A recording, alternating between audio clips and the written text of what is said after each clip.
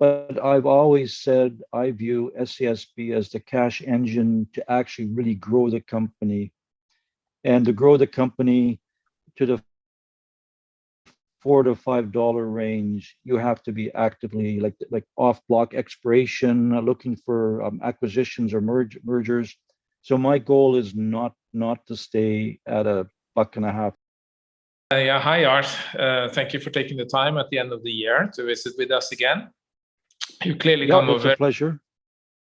You've clearly come a long way over the last 12 months, achieving some major milestones, including, I guess, there are two main ones, which would be the financing and then to do the drilling successfully. But however, when we started out last year, there was not sure that you were going to secure the money, and nobody likes dilution. But at the same time, I think it was a significant achievement to be able to obtain the financing, which now puts you in a very favorable position. So how do you view 2022? Yeah, so when we did the first financing, the price of gas at that time was still $8 to $9 an MCF. We wanted to secure the rig because we heard that the rig was going to be picked up by another group. And so we needed to come up with the reservation fee. And also there were some long lead items that we had to purchase. But what that did was we ended up with between the two, we got 42 million Canadian, about 30 million US, and we secured the rigs. We got all the long lead items because we knew with COVID there were some issues. So we did a couple of evaluations. And right now, we ended up drilling one of the wells. As you know, it was a long reach directional drill. People said we couldn't drill it. They said we couldn't drill it for the cost, but we drilled it on time, on budget, and on target. And we have a good gas well with that one. I mean, there's no surprises because we know what was going to be there. And then we also recompleted Akachoka 3. So we have these two wells now producing at the highest price gas that Turkey have seen. And also we learned from this well that we did do, which was South Akachoka 2. And the other wells we're drilling now, like Gulich number 2, we're actually 4 days ahead of schedule because it's lesson learns. And so each one of these wells that we will put on, so we expect to put this one on that we're drilling now end of January. And then towards middle of March, we'll have the fourth well on. And again, the prices are expected to be the same as they are now, about $30 US. So 2022, we came out of the storm already because we were always happy with the $8 to $9, and just by serendipity, everything else happened. Well, that's a great execution. Now, the wells number 5 to 7. When are they? Are they still coming on in the first half of the year? Or? Yeah, that's correct. So we have 2 on now. The third well will come on at the end of January, and then the fourth well will be in March. And then every quarter we'll be putting about 2 wells on. And so the final well of these 7 will come on production around June, July 2023. And then we'll slide into the next program. And what's happened is that as we are doing the drilling and completions and so on, we're actually finding more gas than we anticipated, we thought.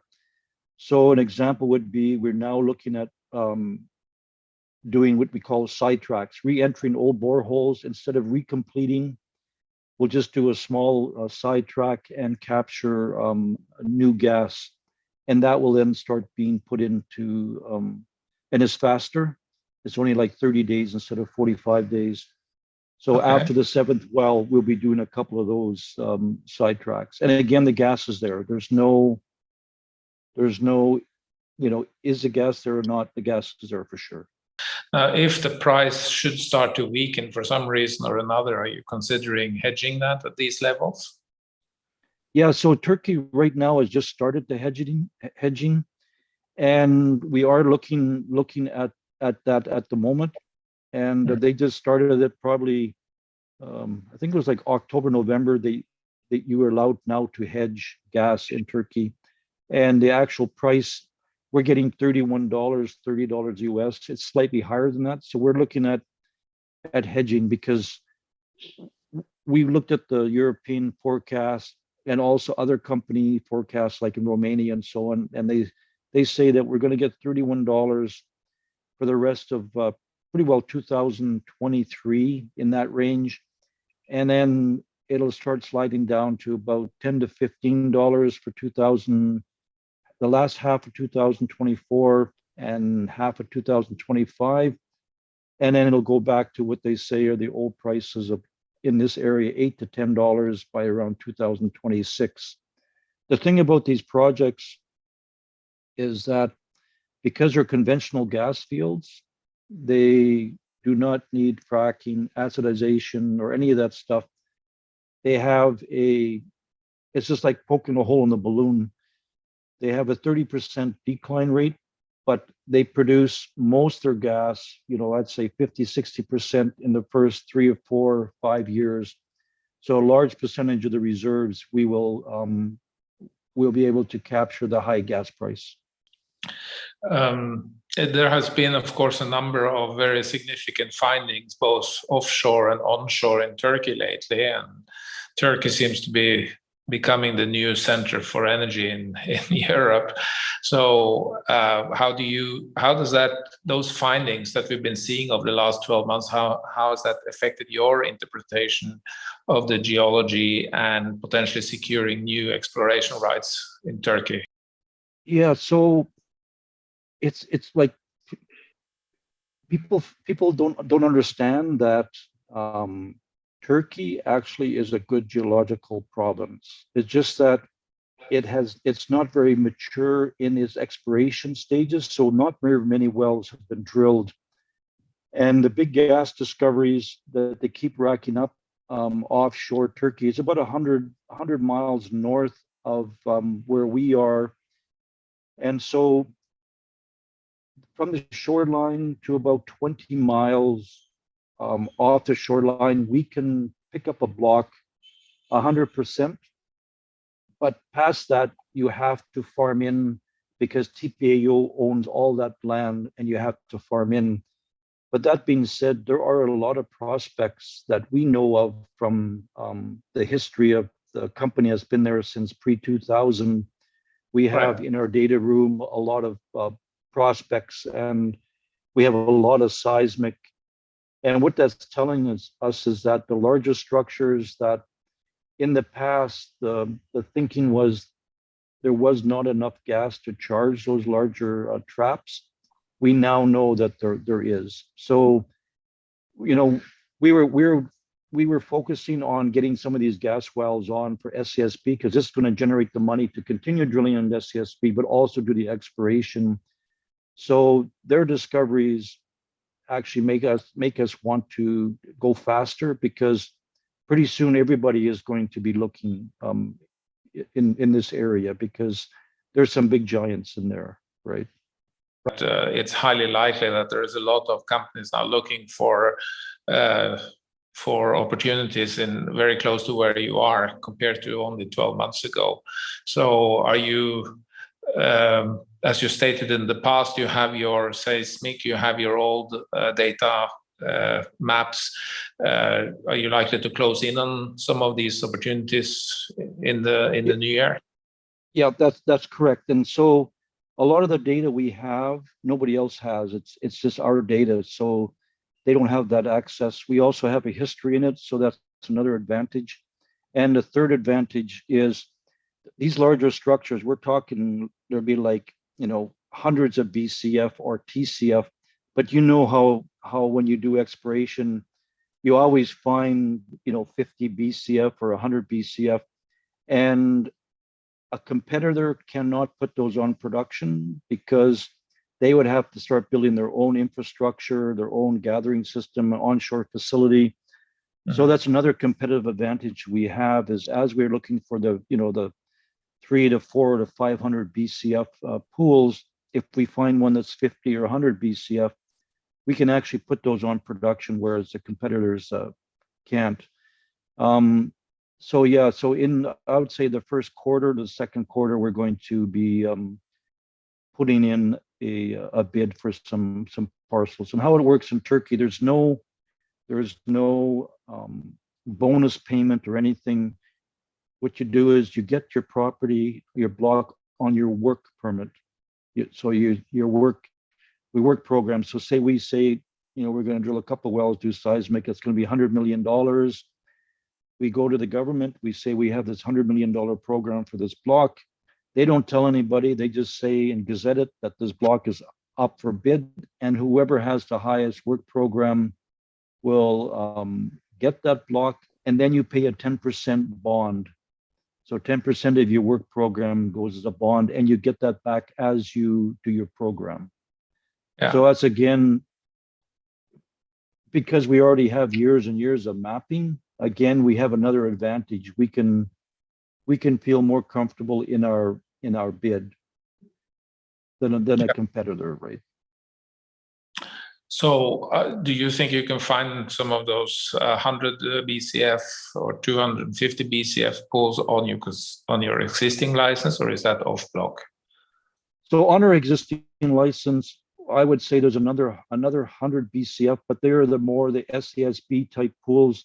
So you have the stratigraphic in the same interval, stratigraphic section, same source rocks, but individual pools will be 5 to 10 BCF, and you'll put them all together and you might have another 150 BCF.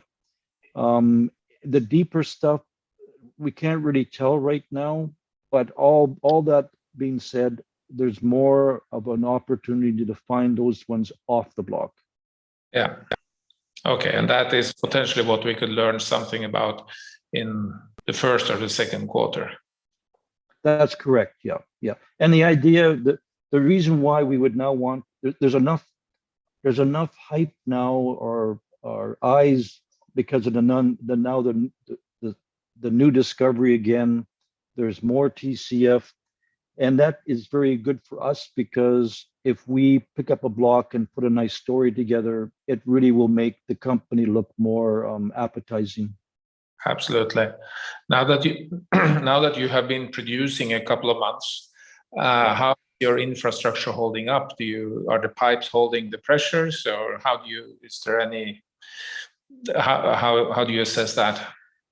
Yeah, so what we did was, when we took over the field in 2017, we were producing above the economic limit, but probably a year ago we were at the economic limit, so we decided to keep producing, because when you shut a field in is when you have a hiccup when you try to start it up. So because we were still producing the field, there were the regular maintenance, regular checking, all that. And so the field infrastructure, the pipelines and the platforms and onshore facilities are in very, very excellent, good shape. And there's no issue with this production, and there's no issue when we ramp it up to 35 or 40 million cubic feet per day. The only issue we have right now is, I said that the wells would test between 7 to 8 million cubic feet per day, and they'd come on production, 4 to 5 million cubic feet per day. And they actually came on production slightly under 3. They're now up to about 3.2. So you're talking about 6.4 million cubic feet for both wells. It's not because the wells are not capable of it. It's just that we had stepped down the production pressure so low, almost like 20 PSI, and now we're producing at 14 and 1600 PSI. They are just making sure that they're ramping it up carefully, so that some of the gas, high pressure gas, doesn't go up a low pressure pipeline into another platform. Yeah. So that's the only issue we have. So we actually changed the choke size here halfway through November, and so we increased it by 1 million cubic feet per day just by changing the choke size. Wow. Yeah. And there have been some talks about you putting on another drill to accelerate your program. Is there any more thoughts to that? Yes. So for program A, we can't really accelerate program A because Yeah. of the purchase and the long lead items. And actually, what I've done now, I just done it recently, is I've rearranged the sequence of the events. So now program A and program B are kind of like merged. So I've taken some out, I've added some. So to answer your question, there is a standalone, it's called Escadale. We can't reach it from the platform, but there appears to be 3 or 4 pools and another stratigraphic pool. So now you're talking, 4 or 5, and we can also end up reaching the second well for West Akachoka. So we're drilling West Akachoka 1, but we could reach West Akachoka 2 from a new tripod. And so that now is about a 5-well program. We're going to try to accelerate. We can't do it with a rig because the water is 109 meters. If we use the rig we have now, it won't happen until 2024, mid 2024. So to accelerate that one, we're looking at maybe getting a submersible and try to get that so we can capture some of the high gas prices.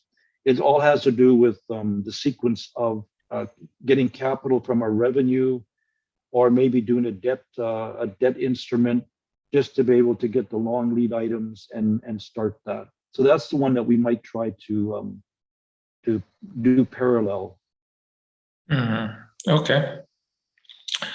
With regard to the geopolitical situation, is there any major change there? No, not because, and that's why we like SASB, is it's actually in the Black Sea, and it occurs in a little embayment, and it's only like 18, 12 kilometers from shore. So it's pretty well protected. You recently visited with a number of institutional investors, I believe, in Europe. Probably, is there any feedback that you can give from there? What their concerns are, or when they are likely to kind of warm up to the story? Yeah, so it's more their backyard, so they're more open to it than actually, the U.S. I mean, U.S. investors, they're always worried about the Turkey situation and so on. And we've got a very, very good response in Frankfurt and London. They really like the story, and the reason why they like the story is because we are ready, drill ready. Everything is ready to go. We got gas, high price environment.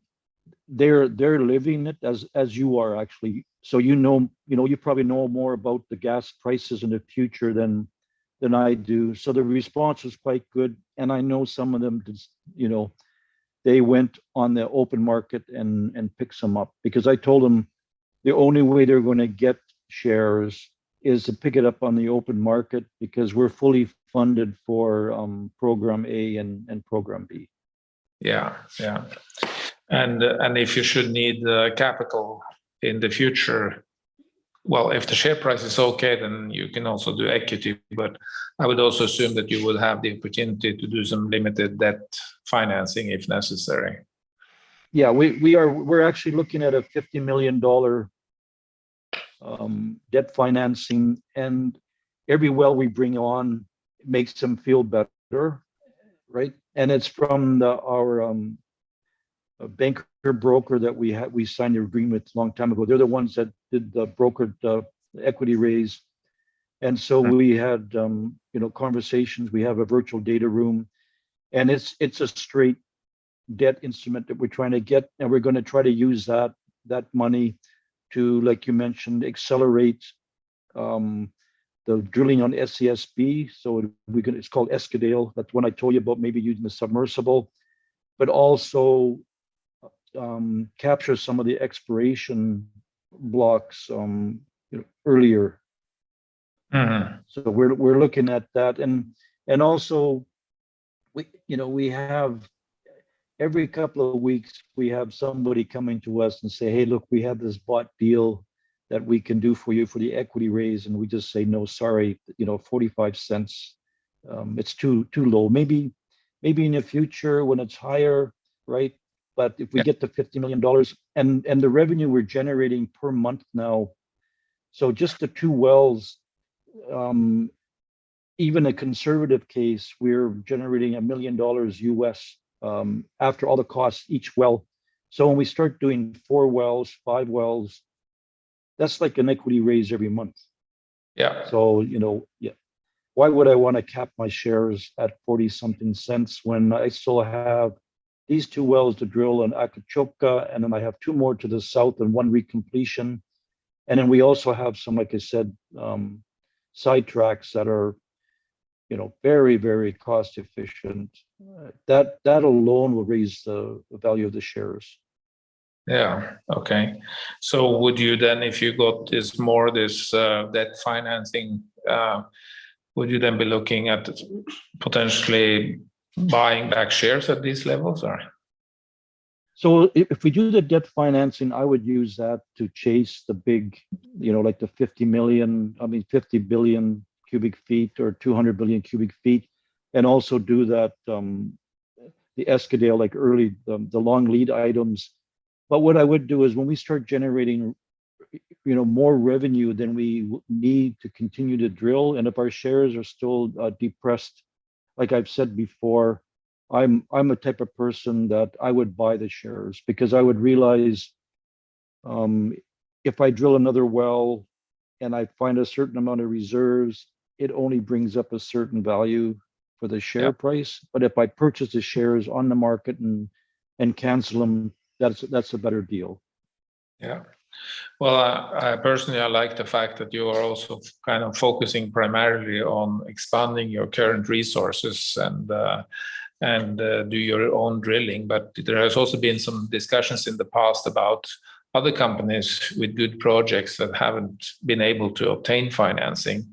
Is anything going on that may be up for a partnership or even an outright acquisition? Is that something that is warming up or cooling down, or is there anything you can say to that? No. So for me, I always look at opportunities, and so an example would be when we start making, because we're so active now, like we're one of the top trading, companies share wise and volume per day on the Canadian Security Exchange. And Yeah. so for weeks we're number one. We're also on the top 25 now for that exchange, where they're, part of their index. And so of course, and all the news release, a lot of people and companies see that. So we get a lot of properties across our desk now. Exactly what you're saying. People who have a project, but they don't have money, and they're looking either to sell, to merge, or for farm in. And majority of them, they have to actually, at this point in time, I know that if I put $1 in SASB, I'll get a certain return. They have to do better than that. But there are Yeah. some out there that look pretty good, right? Mm. And so we are looking at that, and it just has to be, the price has to be right, and it has to make sense that it will do better than what we have, on SASB. Well, it's just like this property.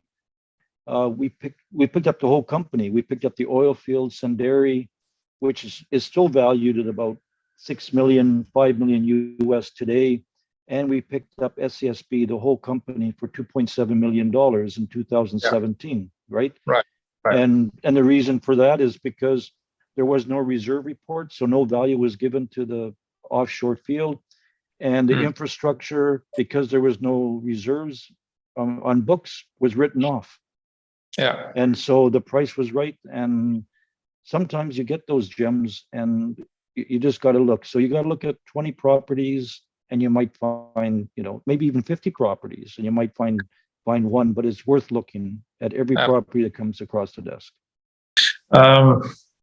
So I guess when we talked back in January last year, there was like the Bulgarian opportunity was more on hold.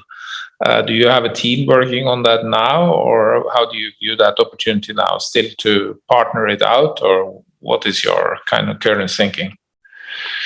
Yeah, so I had kind of a bias on that property. So what I did was I turned it over to the board, my board of directors, and they put a group together to evaluate it. And the main issue is with the fracking ban. So we thought with the new government, they were talking about taking the fracking ban off. The way the price was going in Bulgaria had the Russian gas turned off, but the fracking ban is still there. But the board is pretty well finished, and we've had two or three groups approach us for a farm-in and so on. But we just wanted to make sure that it would not be better for us to pursue it ourselves, versus farm-in. So that's where we're at right now. In Bulgaria, I don't think there has been any oil and gas drilling for like many years. Right? It's pretty well controlled by Gazprom. Yeah. It just that the resource sitting there is so large that we just want to take every look at it to make sure what to do with it, because we're talking contained about a TCF, and they say recoverable based on the scoping report they've done, about 500 BCF on our property. Yeah. The last question is always, what is keeping you up at night? What is your main concern? I think the main concern that I have, and it's just started to materialize over the last couple of months, like I mentioned, we're finding more and more gas. And so I want to get that gas on to capture the high price, because the best thing to do would be to recoup all your capex, as fast as you can. And at $30, you can capture that pretty quick. And then after that, you can ride the softening of the price, because you've already got your capex back. And I think it's not really keeping me up at night. It's kind of like a nightmare, is that I know I'm not going to get all that gas on in 2023 and 2024. So just a simple example would be, my guys in Turkey took a look at some of the old wells that were producing and saw really good zones in it that were perforated, and they got nothing. So they went and did some evaluation of the perforation guns, and they found out that the perforation guns used historically had a miss and hit. So sometimes it penetrated into the formation, sometimes it didn't. And if it did, it only penetrated 5 inches, which isn't very good. The reason why Akachoka 3 turned out so well is they went and they got bigger perforation guns, and the rate says it's supposed to be 32 inches, but they did experiments and found out it was 13 to 14 inches, but it just goes into the formation. And now they're going back to the old wells, and this is where we get the sidetracks from, and they see these large intervals that on logs say there's gas, but when they perforated, they got no water, they got no gas, nothing. And so these are the ones that we're thinking about going back with a sidetrack, right? And there's just, the more we look at it, the more we see. And then same with the stratigraphic traps. There's a lot of additional gas, and it's not so much stratigraphic. If you take a close look at it, there is a fault component, and it would be nice if I had 2 or 3 rigs drilling and getting all this on, but it's not going to happen. So I have to just realize that some is going to get $10 to $15, and some will get the $8 to $10 in 2006.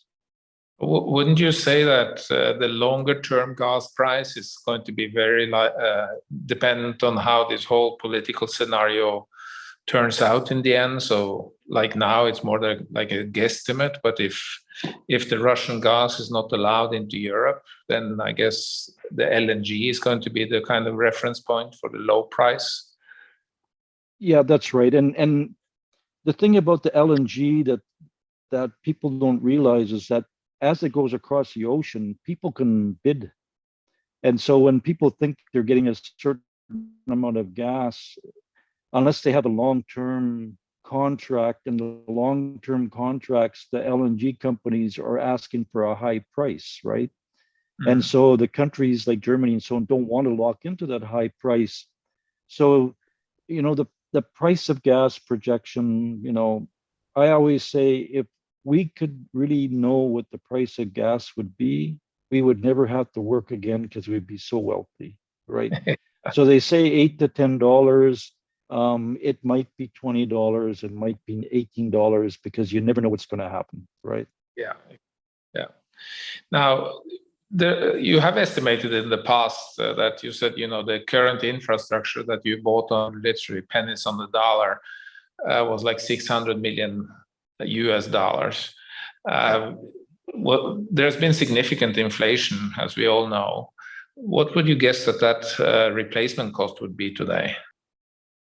Yeah, you would be about, I'd say almost $1 billion, because just our platform, the Akachoka platform, now would run probably, 50-60 million dollars.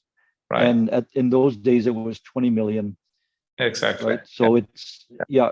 And then also the pipeline, now the price of pipeline, subsea pipelines has just skyrocketed. And right there, you have a multiple on your share price just by looking at that. So that's correct. Yeah. And we have a analyst report that gives us 3 times our EBITDA for 2024, 2023.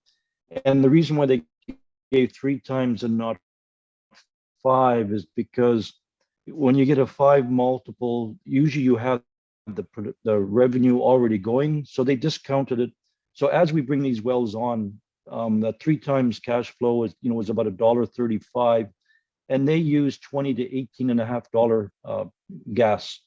So once we get these gas wells on, and we have 5 times multiple, our 45 cents, 50 cents Canadian share price is pretty very undervalued. Yeah, absolutely. Now, what is your long-term vision? Is this because one will also start to speculate soon that somebody would be buying trillion, not you buying some of the smaller ones? So is your longer-term goal to build a mid-sized oil and gas producer? Or? Yeah, that's correct. So a lot of the companies, a lot of people's, or maybe CEOs would just be happy with SASB because you're looking at $1.50, $2 a share, and you could be drilling wells because once we bring the stratigraphic prospects on, that's another 2 or 3 years worth of drilling. But I've always said I view SASB as the cash engine to actually really grow the company, and to grow the company to the $4 to $5 range, you have to be actively like off block exploration, looking for acquisitions or mergers. So my goal is not to stay at $1.50, $2. My goal is to grow the company, and you're not going to grow the company on SASB alone. So look for offshore gas in my neighborhood, but also look for other gas projects that are undervalued, or oil projects and stuff like that that can actually make a significant evaluation to the shares. That's great. I think that's a good note to close this interview on. So thank you so much again for your time, Arthur.